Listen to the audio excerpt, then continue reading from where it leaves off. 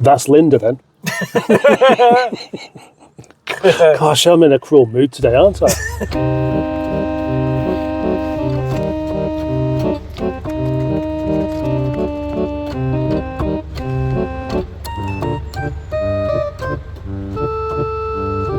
But, so that's assuming that hats are more important than elbows. Obviously they are.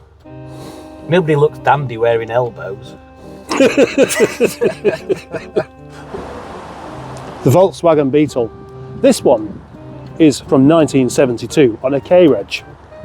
The Volkswagen Beetle was conceived in the early 30s and has been the longest running production car ever at 65 years, with the idea of giving people freedom to test out all of the new German roads. It's a funny looking thing. Germany isn't really known for doing funny things until the Beetle came along.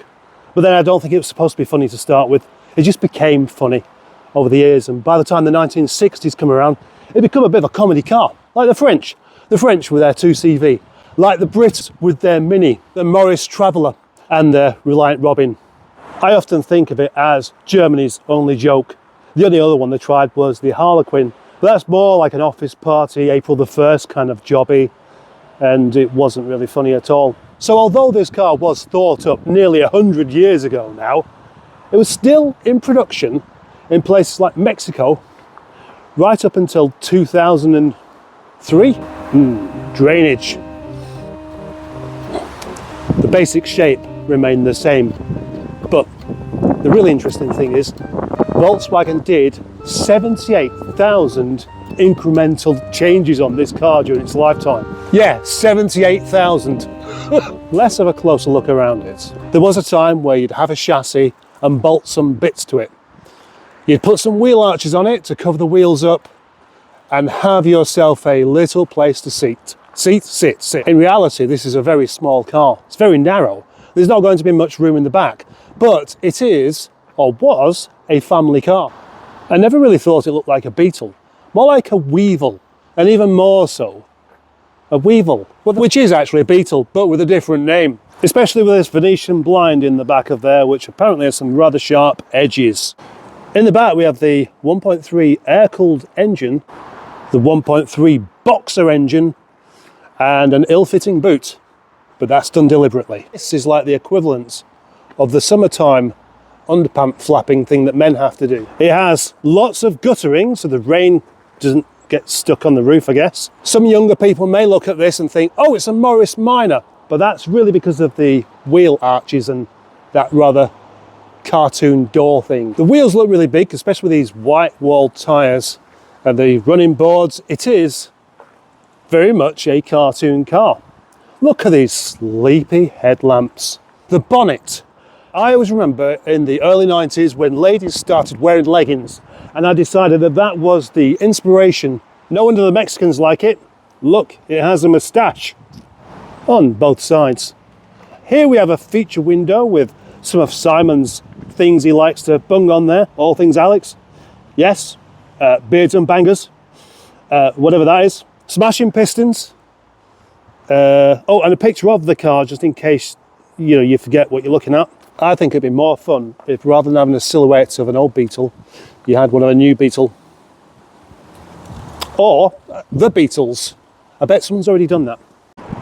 This indicator looks like it's come from a 1960s sci-fi movie. When one mirror doesn't work, why not have two? Oh, right. A fuel filler flap. I can't believe you haven't cleaned that. I've not done a lot of things. Boing. It's 53 years worth of dirt around that flap. Very low down. Oh, I bet you could catch your knuckles on the bumper there as you lift this up. So presumably, whilst you work on the engine, you have to work with one hand, unless you can find a stick to keep the bonnet open. Would you call it a bonnet or a boot when it's on the back? Yes, Porsche designed. It looks a bit like a Porsche before Porsche really looked like a Beetle. The boxer engine, 1.3 engine, producing 40 brake horsepower. You wouldn't imagine it's going to be very fast, but it does have 80 Newton meters of torque. That's double the amount of horsepower it has. Without that, I don't think you'd be able to set off. Look at that, that stands up by itself. Why doesn't the boot do that? Just imagine being trapped in there with the spare wheel and the fuel tank. There's enough for a tarp to cover the car up when it's raining to make sure it doesn't get too wet. But underneath there's a fuel tank, which is the brilliant place to keep it if you're going to crash into the back of someone. I'm going to climb inside the Beetle now, and although it's not low down, oh gosh, suddenly I'm starting to not look forward to driving this great big Bakelite wheel. The horn's not working. There's not a lot of room for legs or elbows. It's a very, very narrow car. The idea that this should be designed with family in mind really doesn't seem like a good idea. This steering wheel's big, it's going to get in the way of my knees. It's got a horn in the middle, and the dashboard is the kind of dashboard you'd smash your brains in if you happen to bang your head on it. So that gives you as much inspiration as you need not to crash it. These are a reminder of what you will become if you drive dangerously. That's how perfectly flat that windscreen is. This car is owned by a man called Simon of the YouTube channel Smashing Pistons, and he's done a little bit of his own thing in here, like this door card. Doesn't look very original to me. More so for the fact that that bit of trim is different, and this as well, and that one. They don't look so much like interior trim as 1970s wallpaper. Next question, can I get into the back? Then the idea would have been for children to sit in the back, not adults, but let's give it a go. Right, personally, I don't think I'd like to be the passenger in the front, because, I mean, look, there's your head. If you had a child in the back that happens to be misbehaving, you're going to get your head wrapped around by those little clawing fingers that haven't been washed after having a poo, and you're going to end up with conjunctivitis. Other than that, the headroom's not too bad. Has it got good door shut sounds? Listen. Yes, it has. Even if it does have a rather massive gap.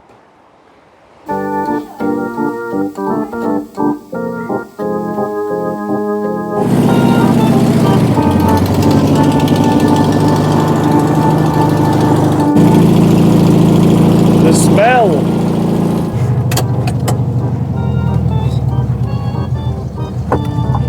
How good are the brakes before I set off? Yep, good. Turn it round.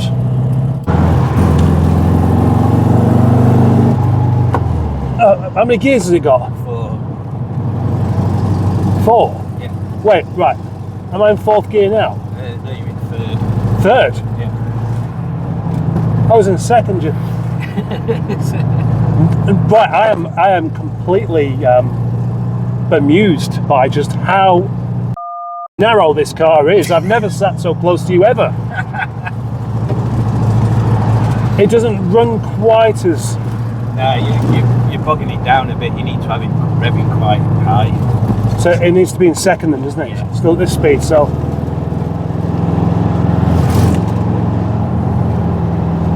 Did you know what? The steering doesn't feel quite as loose as I was expecting. But yeah, to be in 2nd gear at 20... No, you can, once it's warmed up, it'll cope with it. And I'm surprised, but there's such a long throw. It is. Well, I have extended the gear stick, so... You've extended the gear stick? Yeah. I'm so used to driving cars that practically drive themselves. It is quite nice to be in something that you do have to put a bit of effort back into for anything to work. And God, I thought you wouldn't let me go then, but never mind. It's not exactly the kind of car you can just take off in. Oh shit.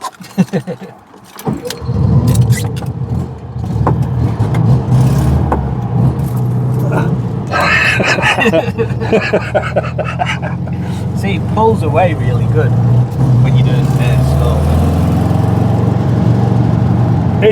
Yeah, it does. It's surprising. It doesn't feel like 40 brake horsepower, does it? It feels like quite a bit more. Except for that hesitation. That little bit of a blip there. No power steering. Synchro mesh though. Yeah. Feels like I'm over revving it a bit there to get it to set off. But I'm not really, am I? I guess that's really how you do it. Put it into first gear and you're clunking your knuckles on the dashboard, the metal dashboard, with an ashtray.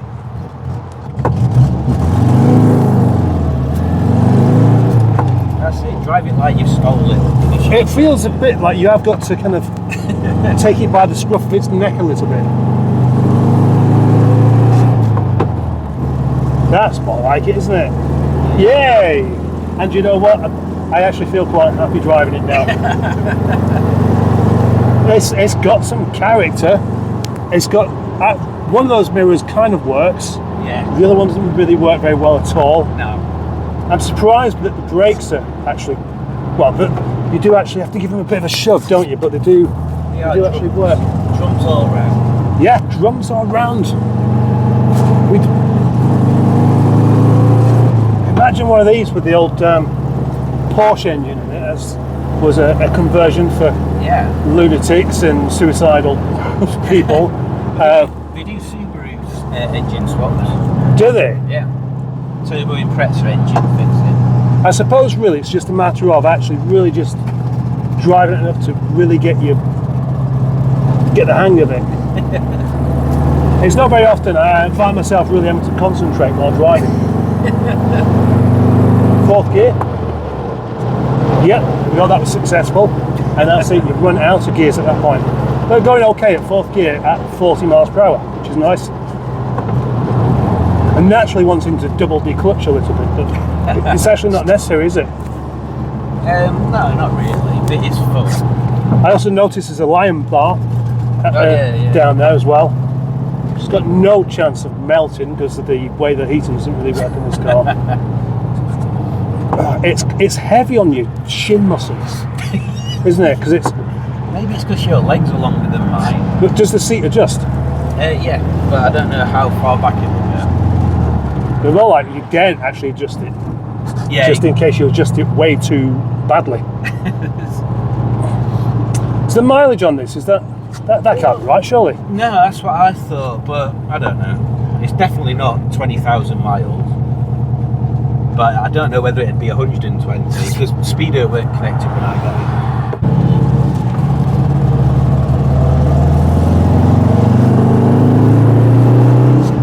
It sounds really good. How? It's a spiky one. That's really annoying, that is. The metal ashtray is right where your thumb is if you push the gear into third. And it's not sharp, but if you was to be changing gear really rather aggressively and really full of enthusiasm, I could imagine you doing yourself a blood injury because of smoking.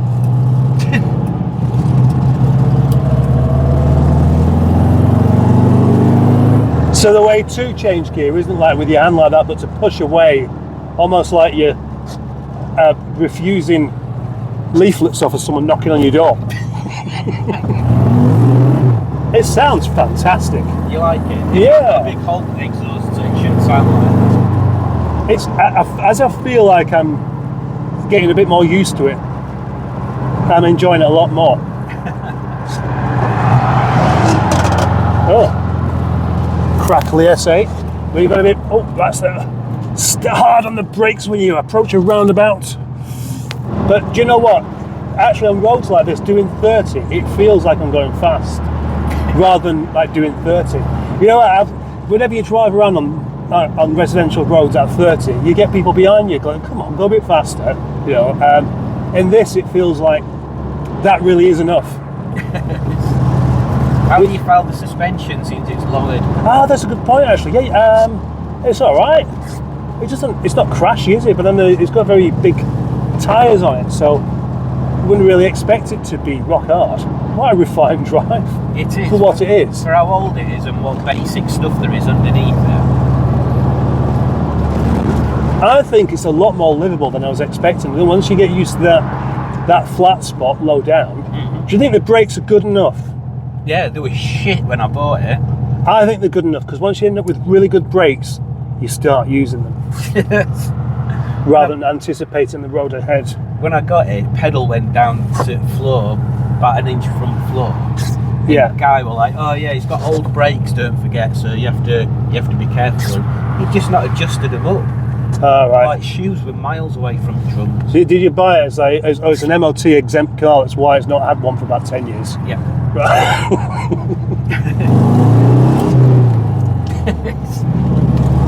It does sound a lot more powerful than it is.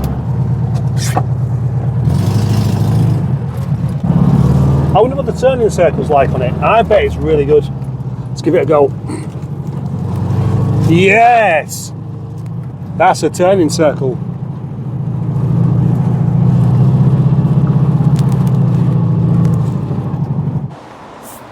Every time I've seen a video about the Volkswagen Beetle, they always go on about Adolf Hitler. Now, Adolf Hitler instructed Porsche to build a car to move the people around Germany, etc. The people's car. But I'm not going to do that. Oh, bollocks. One thing this car does do for me is fill me full of nostalgia, because I always imagine the Beetle as being kind of the original classic car, even before the Minor, even before the MGB.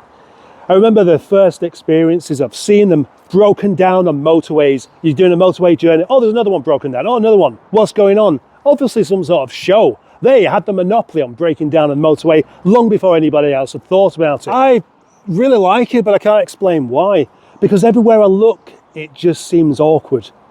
I find myself thinking, why did they do that? What made them think of doing this headlamp like that? Why is it surrounded on the front? Why? It doesn't feel so long ago when this would have been just not a very desirable car at all, and not in the slightest bit nice. Yeah. But now suddenly it's changed. Now it's cool. And particular in this colour.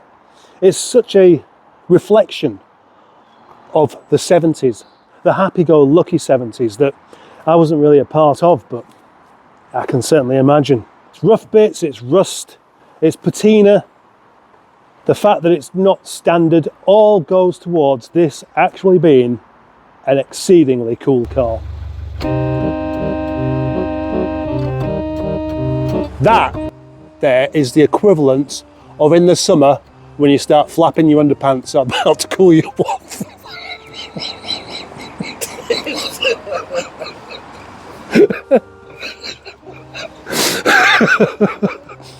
And oh shit, what's the other one? It's the obvious thing, isn't it?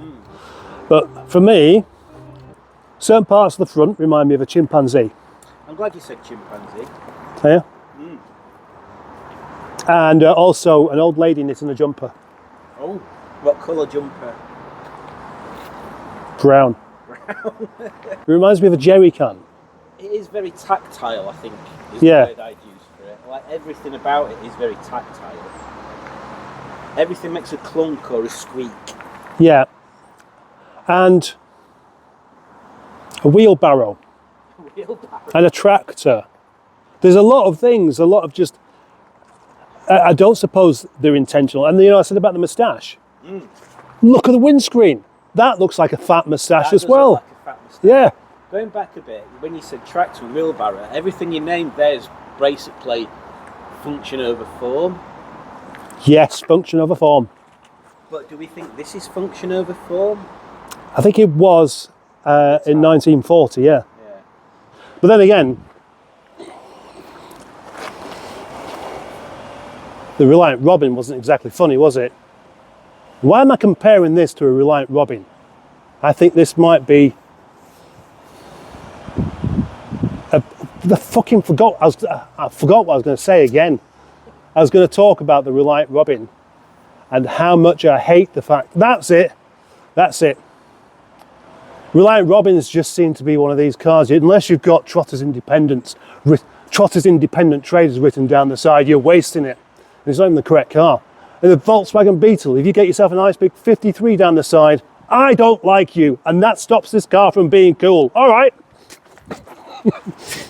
Oh yes, it was designed by Ferdinand Porsche, or is it Ferdinando? Or no, it's Aber, isn't it?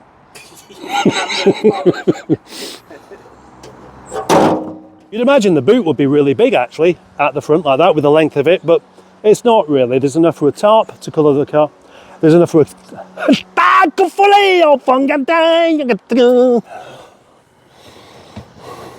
Maybe they could be the Beatles. Oh, well, not for a few years yet. Remember that Paul McCartney and Ringo are still alive. Yeah, but one of them could be missing a leg. That's Linda then. Gosh, I'm in a cruel mood today, aren't I? I know they were a bit smaller in the past, but could they possibly have been that much small that you'd sit comfortably? You know, because you've got no elbow room there, have you? There is no elbow room, No. honestly. I mean, to be honest... The only thing they got right was the headroom. Loads of that. Well, people wore hats. True, yeah. But, so that's assuming that hats are more important than elbows. Obviously they are. Nobody looks dandy wearing elbows. Where's your hat? In the Rover. It's the Rover hat. Oh, yeah, so yeah, because you it's not right for this, is it? No, I do have a really psychedelic, long, woolly coat for this, though. Right, I don't suppose you can wear it whilst you're driving, though, can you? Yeah. Really? That surprises me. You probably need to, it's cold. Is this car called Helga by any chance? It is, yes. Right. That's why it says Helga on it. Helga.